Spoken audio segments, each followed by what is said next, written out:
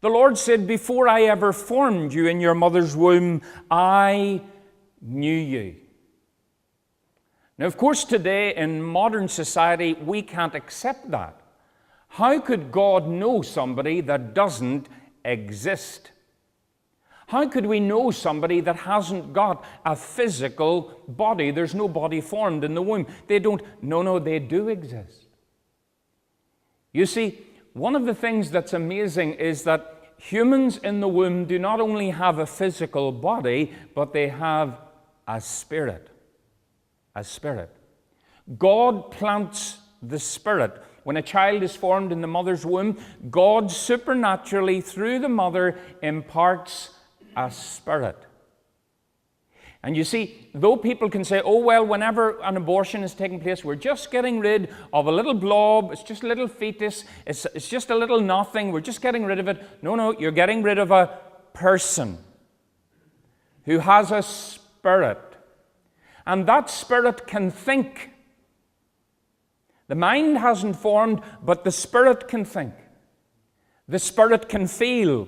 The Bible tells us in Psalm 139, the same truth is conveyed by the psalmist. He said, the Lord said, before you were formed, he said, before you were born, he said, I had all your members written in my book, when as yet there was none of them. That speaks of what we term the fetus. I don't like that term because it gives people who are callous and who are godless the opportunity to say, we haven't murdered a child, we've just got rid of a blob. You see, it cuts the edge off murder. But murder it is. And every child that is aborted, that child goes into the presence of God. That child has been denied the right that every person has, the right to live, the right to become a president or a prime minister or a doctor. All those rights that you and I take for granted, that was denied every one of them. And they feel that. Let me assure you, they feel that their life, you see, a mother doesn't have the final say. It's God has the final say. And the truth is that although we belong to the Lord and we're very precious to Him, very often we are tied. We have ropes round us. We are harnessed. Many people can declare, I trusted the Lord has saved me, I'm wonderfully saved, thank God. But there's areas of my life that are not dealt with yet. There's areas of my life that are still out of control. There are things that are in me that haven't been resolved. I actually don't even know the answer to them. I'm just going to church. I'm reading my Bible. I'm saying my prayers because I've been told to do that. And I do want to follow the Lord. I do love the Lord. But there are areas that are out of control. I have come to accept it. It's the status quo. And I feel as though I'm bound here. I don't know how many Christians I've ever met that said that.